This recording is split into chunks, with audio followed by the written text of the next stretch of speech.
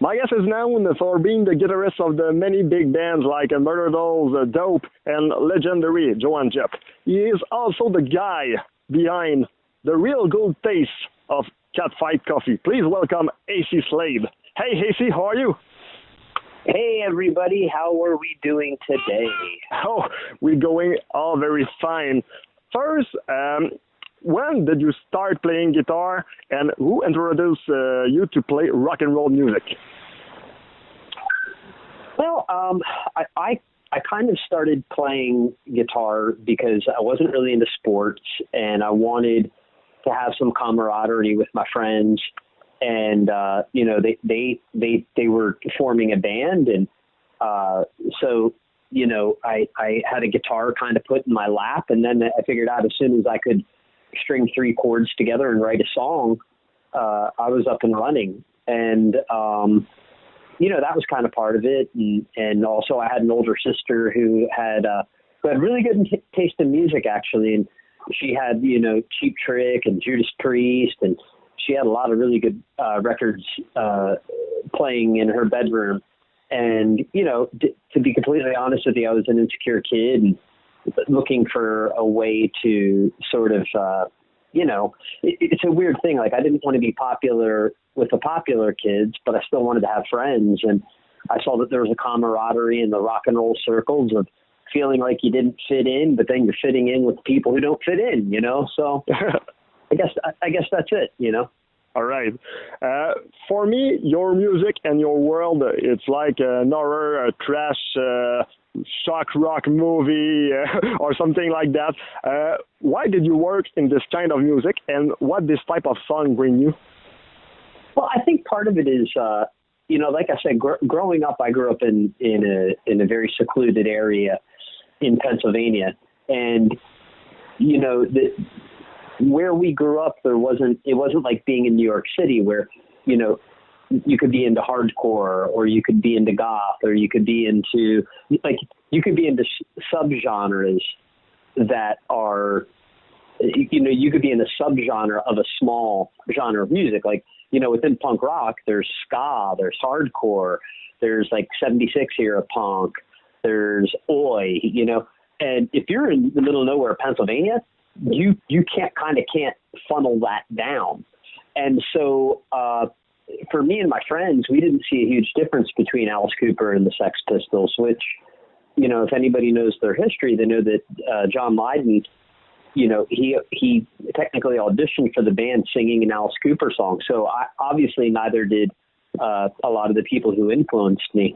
So I guess that's kind of it. I've just always been attracted to anything that felt like it didn't fit in one place or another, you know. All right. In your mind, what is the biggest opportunity that you have in your career? Because, I mean, you have a lot with Wednesday 13, Joy Jordison, Joan Jett, Dope, and other big bands. So, for you, what is the biggest? Probably the very first one, because that's what set the ball rolling, which was joining the band Dope.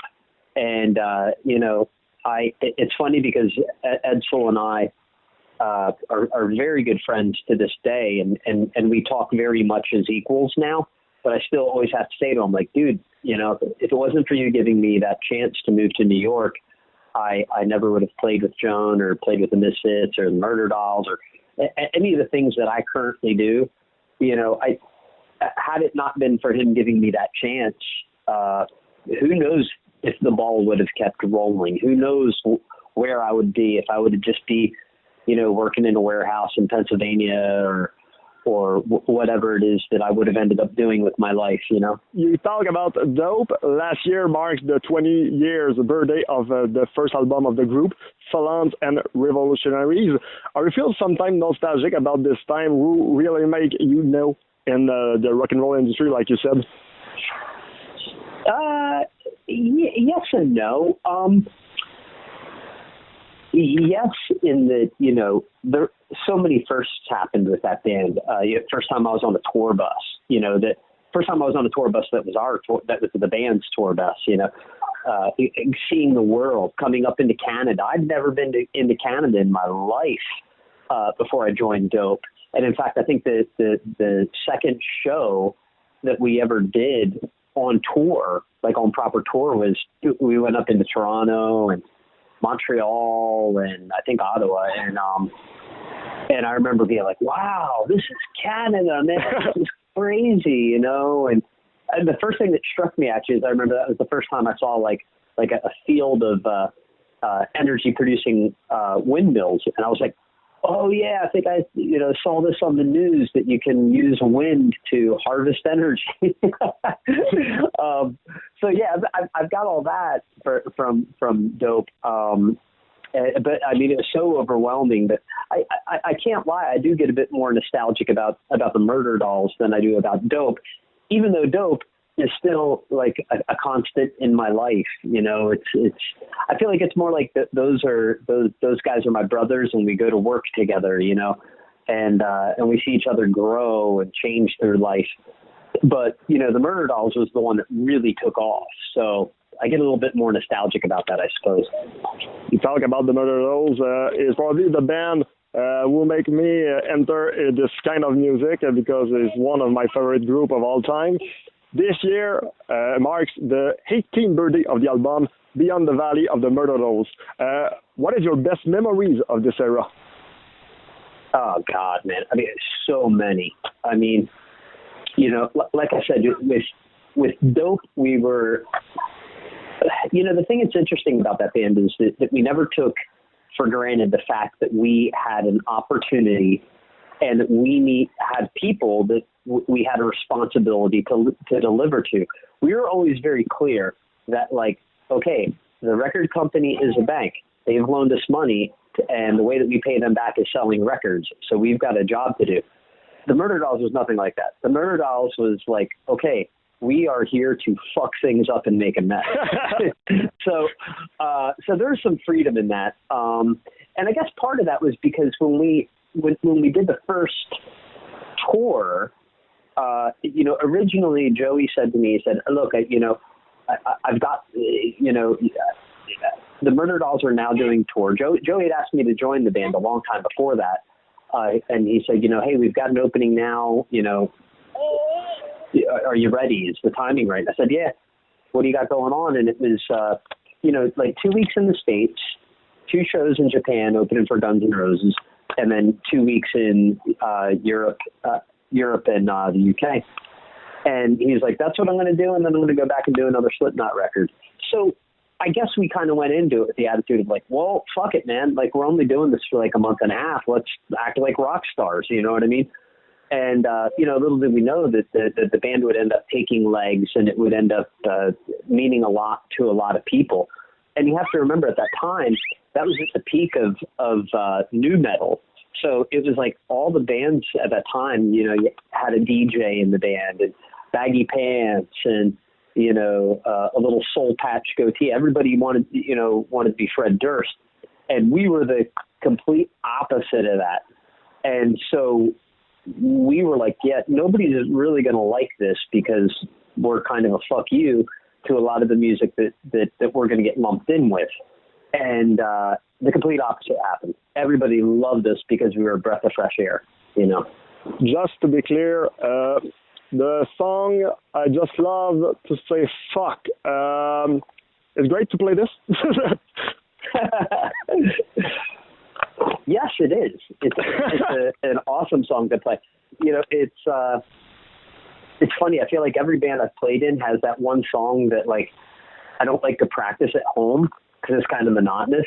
But boy, when we go to play it live, that's the one. You know, it's like everybody's kind of waiting for that one. Yeah, for sure. Because for me, the song is make the party open or close, but we start the party after. Exactly. Totally. All right. You make a one-shot return with Murderdolls for the memories of Ben Grave, who passed away in 2018. How it was to connect again with the guys, and sometime do you hope a return of the band for the 20 years?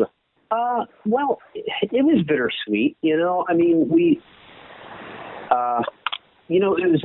I always say it was the weirdest part about it was probably the day after the show when I was like, you know, I'll never forget. I woke up, I looked at the ceiling, and I was like, Ben's dead. You know what I mean? That was kind of the reality check, I guess. You know, it's like, okay, well, now that that's all done, and we've done everything, I'll never see that guy again. And that was really sad. That was really hard.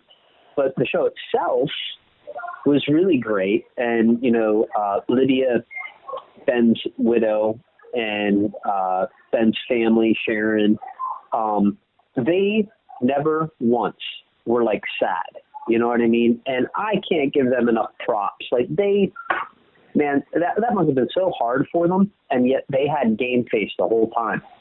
You know, they were very, they wanted it to be fun, as Ben would have wanted it to be fun.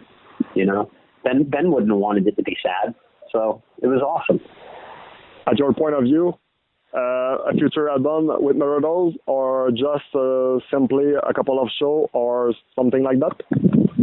Oh God, man, I have no idea. I would love to see that happen, but I think that the problem is at this point, you know, Wednesday's doing so great with his solo record. He's doing awesome, and you know, I'm doing awesome with the bands that I play in, and yeah, I mean, you know, I think about it, and part of it in a way is, you know, that band was lightning in a bottle, and that time period can only happen once. I don't know. Who knows? I wouldn't say no, but who knows? I am working on a book about that. I am working on a Murderdolls book right now. Oh, all right. So what can you tell about that? It's going to be awesome. I have a kind of unique vision for the book. I like to consider it a documentary put to print, meaning, you know, usually when you see a documentary, there are multiple points of view about that subject matter. And in this case, for this book, I have all my journals that I kept at that time. I always kept journals and still do. But I have all my journals from that time period. And what I plan to do is, you know, dictate all the journals. And then I've gone through all the press clippings. I've kept every press clipping from anything that we've ever done. And kind of, you know, so if I have a story about us playing the Fleece in Bristol in England, there's a great Kerrang review from that show. And I have my journal entry. So I plan on having my journal entry, the dictation from the review of the show. But then I want to include the fans, because what really made that band popular, what made that band special, I should say, was the fans. Like I said, that band was not supposed to be popular at all. And we just came along at the right time, and people, the people that loved us. And to me, it's all about them. So at some point, I'm going to reach out to all the fans, and I'm going to say, hey, if you have any specific memories from shows, I want to know what they are, and I'd like to include them in the book, so that every time there's an event that goes on, I want to kind of have three different sources to tell the same story, if you know what I mean.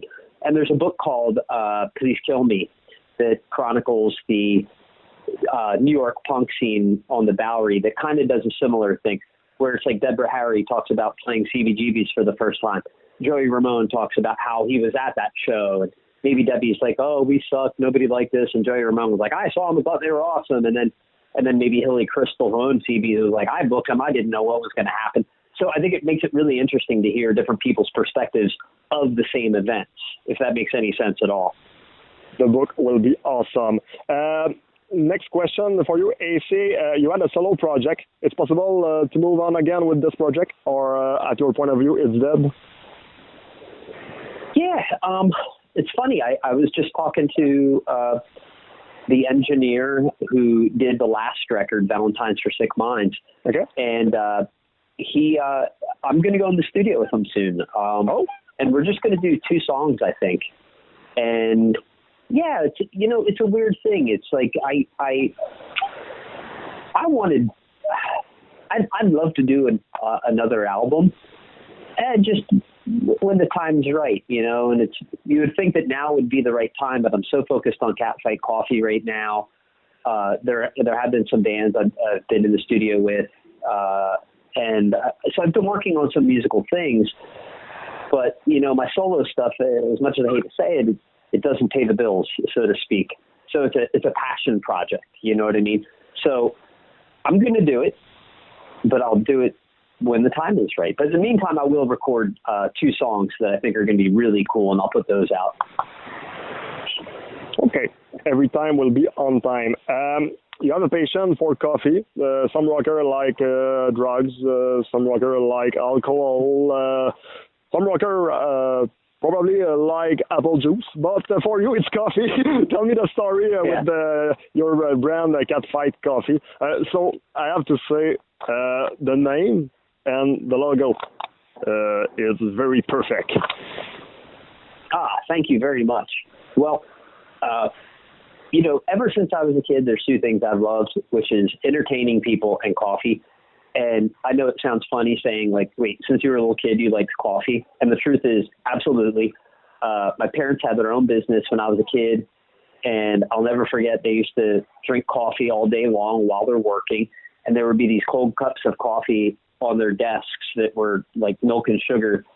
And it would be cold, and it'd be the end of the day, and I'd slug them down. I'd be like, man, that tastes so good. and even as a kid, I remember that there was this Italian pizza shop down the street from my house, and the guys were from Italy, and they would sit there and sip espressos, and I'd be like, yeah, what's that? Like, oh, this is espresso. It's like coffee, but even stronger. And I'm like, well, let me try it. And they're like, you're not going to like this. And I'm like, I might like it. So they're like, all right, cool. So they draw me a shot. And they're looking at each other, smiling, like, wait till this kid spits it across the room or whatever. I slugged one down. I'm like, oh, that was awesome. Can I have another? And I was like 6. What is your expectation with Catfight Coffee? My expectation with it is to be more than a coffee company. I think that a lot of the very good coffee companies out there are very exclusive. And the analogy that I use, right? And I'm sure you'll understand this. Like, yes. When I was a kid and I went to art class, and if I took in a painting by like Basil Rathbone, or if I took in an Iron Maiden album cover to my art teacher, right? Yeah. She would look at it and laugh and go, that's not real art, right? And for sure. Well, why the fuck isn't it? You know what I mean?